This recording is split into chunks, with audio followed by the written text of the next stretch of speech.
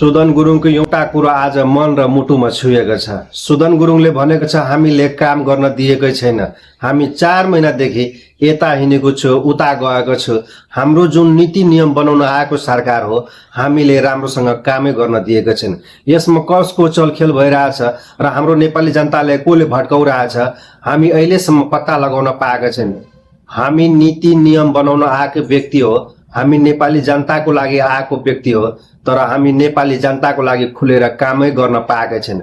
हामीले काम गर्न मौका दिनु, अवसर दिनु। हामी नेपाली जनता र नेपालको लागि काम गर्न आएका छौँ।